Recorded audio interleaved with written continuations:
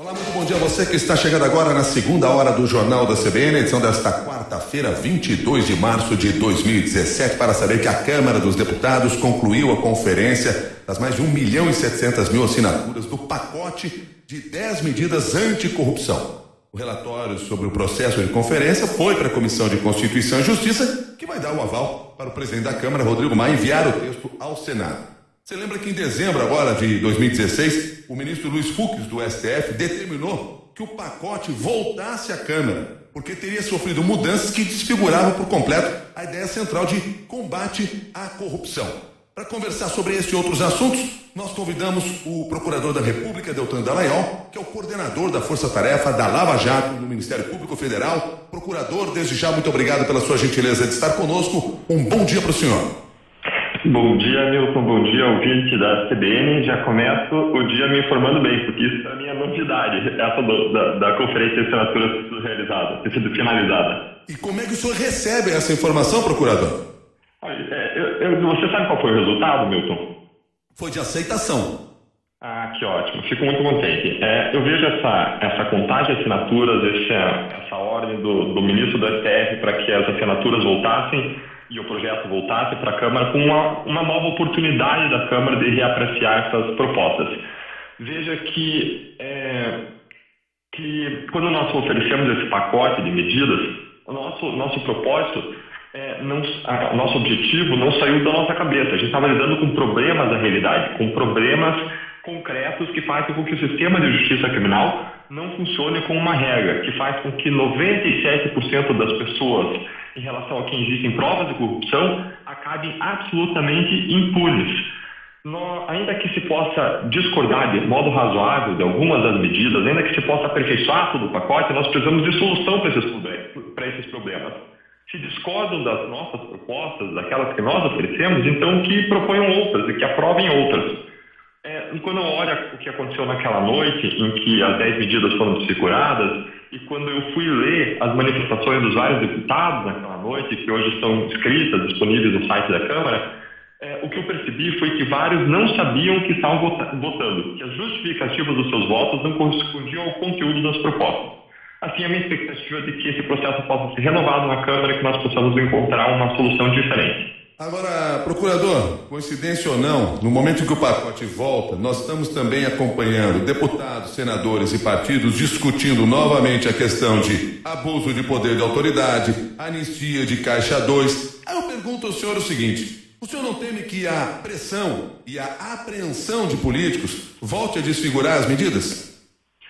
Olha, Milton, sempre existe esse lado negativo, esse risco de algo errado, isso é presente, desde a ficha limpa, isso já se apontava, as pessoas falavam que o Marlon Reis, que era o pai da ficha limpa, falava para ele, olha, é muito improvável que isso seja aprovado, porque isso é um tiro no pé dos próprios congressistas, ainda que seja aprovado, pode ser que o Supremo Tribunal Federal julgue isso inconstitucional. Agora, a grande verdade é que a gente precisa olhar o meio copo cheio e não o meio copo vazio. Sempre existe uma perspectiva negativa e uma positiva. Se nós não olharmos o meio copo cheio, a gente não se levanta na manhã seguinte. A nossa grande esperança hoje de transformação do país não é a Lava Jato.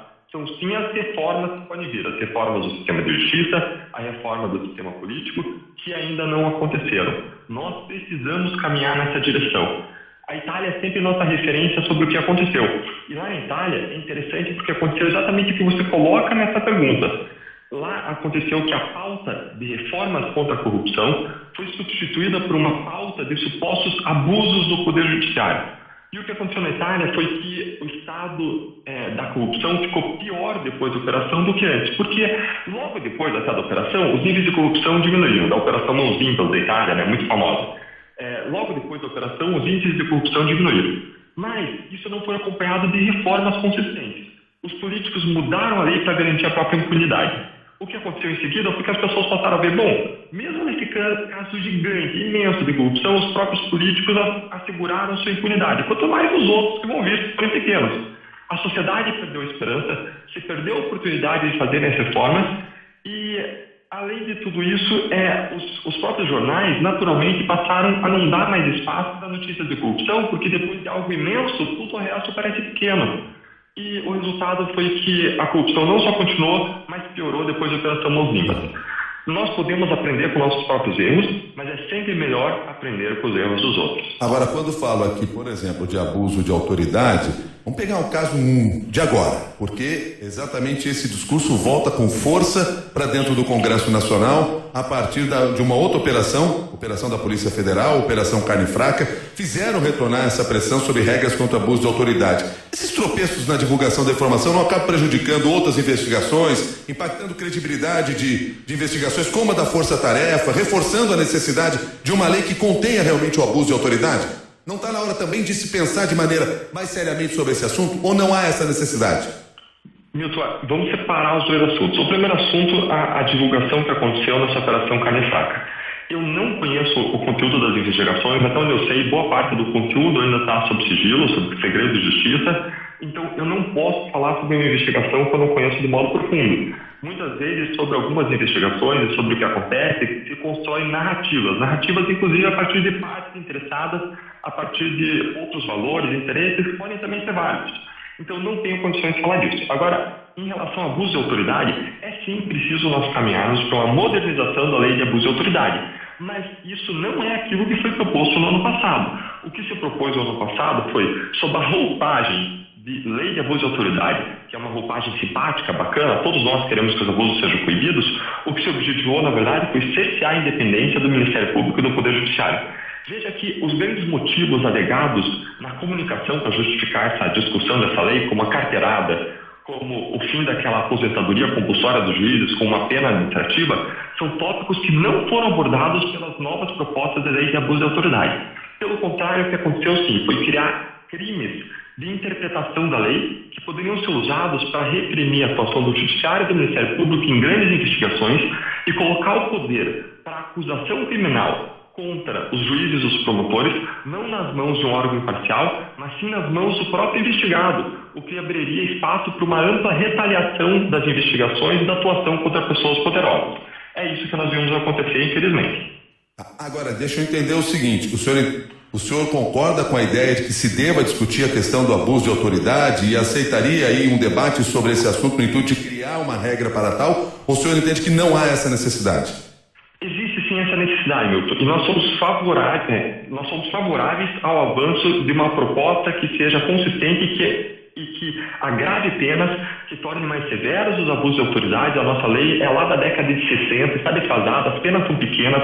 Quando eu processava policiais, por exemplo, por abuso de autoridade, o que acontecia era que as penas prescreviam, o resultado era impunidade, porque as penas são muito baixas. Nós precisamos ter um quadro mais consistente, precisamos melhorar os tipos de crimes para englobar, inclusive, condutas de promotores e juízes. Existe um substitutivo às propostas do Renan, que foi oferecido pelo senador Randolph, que eu considero bom. Essa é uma proposta que eu gostaria que avançasse. Ela pune a carteirada. Nós somos também contra a pena administrativa de aposentadoria compulsória, ou seja, a gente precisa caminhar em várias direções. Agora, não adianta a gente achar que uma lei de abuso de autoridade por si só resolve. A gente precisa caminhar nessa direção, mas não adianta a lei de abuso de autoridade por si só sem uma reforma mais ampla no sistema de justiça criminal. O que acontece hoje é que juízes e promotores que cometem abusos, eles não são punidos pela mesma razão que os outros colarinhos brancos, que os políticos corruptos não são punidos. E, dentre essas razões, nós temos prescrição, nós temos o sistema de prescrição mais leniente do mundo, mais aberto para que a prescrição aconteça, é uma verdadeira jabuticaba. O sistema de nulidade faz com que quase tudo, se não prescrever, é anulado. Nós temos penas baixíssimas, que são substituídas por penas restritivas de direitos, como prestação de serviço à comunidade, como adoção de cestas básicas, mesmo em crimes graves, quando estão envolvidos réus e colarinho branco, e temos o famoso indulto. Não sei se você chegou a perceber que o mensalão foi um dos maiores casos de corrupção já descobertos, comprovados, e autores centrais do mensalão foram submetidos a penas que nos parecem penas altas, penas de 7 anos e pouco de prisão. Agora, quando nós vamos ver na prática, as pessoas começaram a cumprir pena em 2014 e em 2016 já estavam todas indultadas, perdoadas, sem mais qualquer consequência. Isso é decorrência do modo como funciona o nosso sistema, que é altamente ineficaz. Nós precisamos mudar isso. Você usou agora há pouco aí uma explicação ou uma expressão que foi narrativa. O senhor mesmo foi criticado por ter tratado alguns casos com uma narrativa própria, para a qual alguns setores entendem que o senhor não teria argumentos suficientes, fatos suficientes ou sólidos para sustentar essa narrativa. O exemplo mais típico, mais claro aí do ponto de vista de alvo de críticas foi quando o senhor fez aquela apresentação em que colocava o ex-presidente Lula no centro do processo todo de corrupção como comandante de tudo aquilo. Houve ali um excesso? O senhor está revendo algumas coisas ou os argumentos estão claros no seu entender para dar aquela narrativa, trazer aquela narrativa? Não houve abuso, não houve excesso. E só para complementar a resposta anterior, quando nós propusemos as 10 medidas contra a corrupção, elas valem inclusive integralmente contra promotores, juízes. Nós não temos uma resposta corporativa, Milton. Nós temos que todos sejam punidos, que a carne podre seja cortada, usando uma expressão em voga, né, em que instituição quer que ela esteja. Vamos para a resposta agora à sua nova questão. Em relação ao que aconteceu na coletiva do ex-presidente Lula. O modo como as coisas aconteceram deu margem para que houvesse uma interpretação equivocada da nossa postura. Vejam que aquela acusação criminal oferecida foi fruto de quase um ano de trabalho de 13 procuradores da República que estão hoje na Força Tarefa.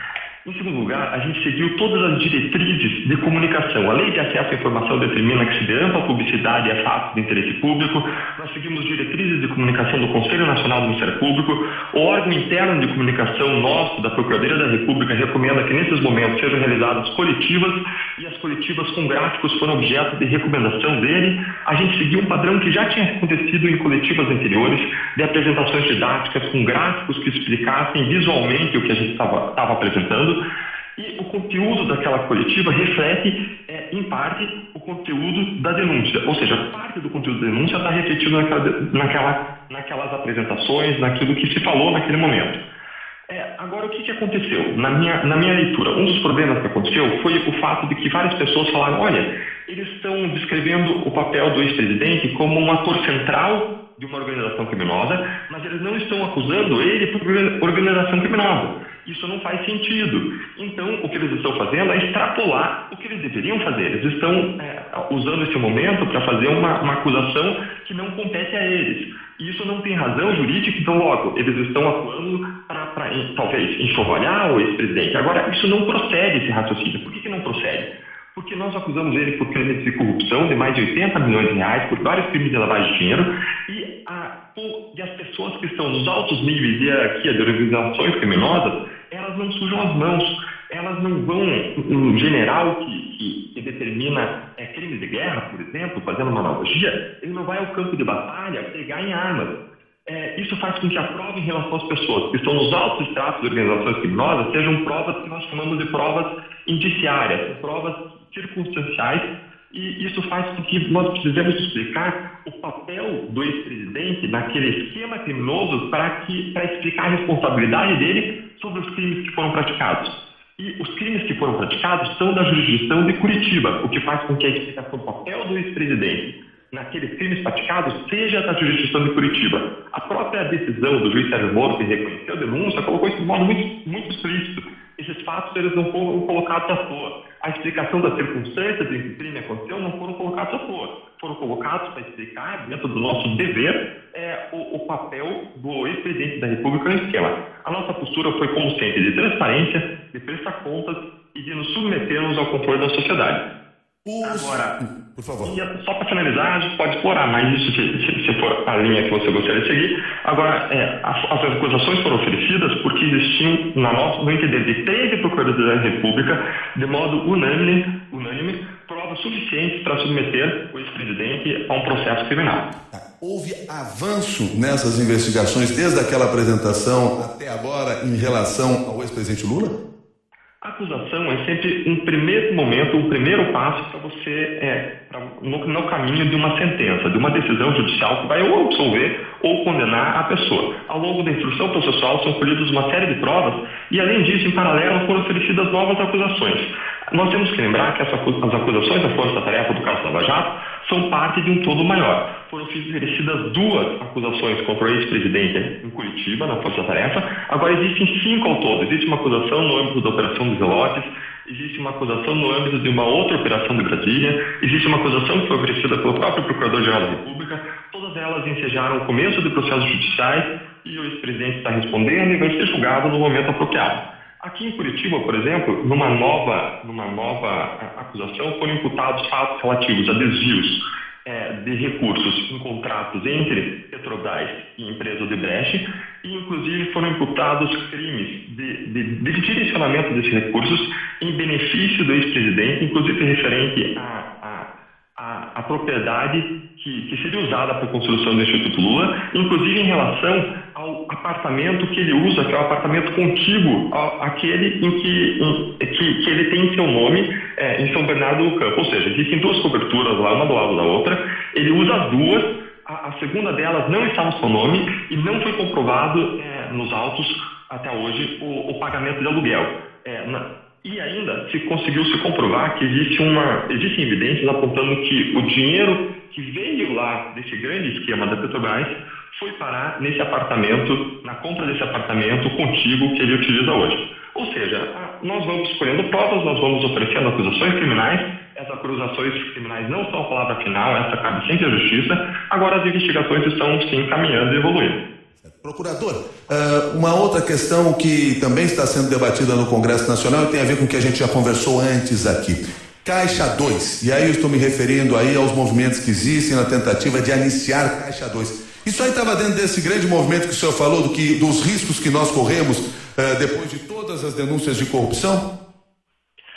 Olha, em primeiro lugar, é bem importante que a gente perceba que a verdadeira discussão não é a anistia Caixa 2. Essa discussão de anistia Caixa 2, na verdade, é uma cortina de fumaça porque se pretende, na realidade, que assim, anistiar crimes de corrupção. Por que eu digo isso? Em primeiro lugar, porque não existe receio em relação ao crime de Caixa 2. Eu desconheço pessoas que tenham sido condenadas e estejam cumprindo pena por crime de Caixa 2. A pena do crime de Caixa 2 vai de 1 a 5 anos. As penas no Brasil são fixadas de modo muito próximo ao mínimo legal, especialmente em relação a colarinhos brancos. Uma pena inferior a 4 anos, ela não é nem de prisão efetivamente, ela é substituída por doação de cestas básicas, prestação de serviço à comunidade e normalmente ela prescreve, ou seja, ela é cancelada pelo decurso do tempo sem qualquer consequência para a pessoa que é investigada e condenada criminalmente, ou seja, todo aquele trabalho é julgado, vai pelo ralo. Então não existe razão para existir um receio em relação ao crime de Caixa 2. Além disso, não existe um receio dos tempos, do momento de hoje em relação a esse crime, porque a Lava Jato não processa a Caixa 2. Esse é o crime eleitoral. Eu desconheço que existe até hoje um processo relacionado à Caixa 2, uma acusação criminal recebida relacionada à Caixa 2, tramitando na Justiça no caso Lava Jato. Em Curitiba não existe e não teria como existir porque isso é um crime eleitoral. Quando veio à tona, além disso, o texto que anistiava o Caixa 2 no passado, nós, lendo o texto, fica muito claro que o que ele objetiva não é anistiar o Caixa 2 em si, mas sim crimes relacionados à destinação do dinheiro eleitoral. Ou seja, ainda que o dinheiro venha de corrupção, venha de lavagem de dinheiro, se ele foi usado para financiamento eleitoral, aqueles crimes originais de lavagem de dinheiro, de corrupção, estariam anistiados. Ou seja, inclusive no Caixa 1, então, que o senhor está dizendo? Exatamente, inclusive no Caixa 1. Essa discussão de que o fato pode ser classificado como Caixa 2 ou corrupção, ela é falaciosa. É a mesma coisa que você classificar a raça humana em baixos, médios, altos e homens. Ora, não faz sentido. Ou a pessoa é baixa, média ou alta, ou a pessoa é homem e mulher. O que se fez foi misturar duas classificações diferentes. Uma das classificações ou é corrupção ou não é corrupção. É com essa classificação, corrupção, não corrupção, que lida a força-tarefa do caso Lava Jato. Essa classificação diz respeito à origem do dinheiro, à razão do pagamento. Se o dinheiro foi recebido em razão de uma venda do serviço público. Outra classificação que não tem nada a ver com isso diz respeito à destinação do dinheiro. Ou o dinheiro é usado em financiamento eleitoral, e aí ele pode ter por destino Caixa 1 ou Caixa 2. Isso se ele for registrado, é Caixa 1, se não for registrado na campanha eleitoral, é Caixa 2. Ou o dinheiro pode ter outros destinos, por exemplo, enriquecimento pessoal. E quando você compara as duas classificações, você vê que você pode traçar diferentes linhas entre elas. Um dinheiro que é de corrupção, ele pode ter por destino enriquecimento, e aí você tem o enriquecimento ilícito da pessoa. Ele pode ter por destino financiamento eleitoral, tanto como Caixa 1, se ele for registrado, como Caixa 2. O que nós vimos recentemente, quando foi recebida aquela acusação criminal no STF contra Valdir Raupp, foi que a acusação foi de recebimento de propina via Caixa 1, disfarçada de doação legal de campanha. E o Congresso reagiu. Isso mostra mais uma vez que o problema não é a Caixa 2, o problema é a corrupção ligada com esses crimes que algumas pessoas, não todos os políticos, mas alguns congressistas que estão sendo processados e que têm influência no Congresso querem anistiar.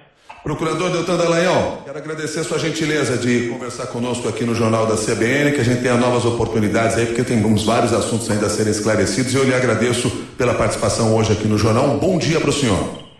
Milton, eu que agradeço, um grande abraço a você e aos ouvintes da rádio. Procurador Deltan Dallagnol, que é coordenador da Força Tarefa da Lava Jato no Ministério Público Federal, conversou com você aqui no Jornal da CBN. Nós vamos agora para as notícias da cidade. Tem Repórter CBN. Hoje, excepcionalmente, a gente vai conversar com Carlos Alberto Sadenberg logo depois do Repórter CBN.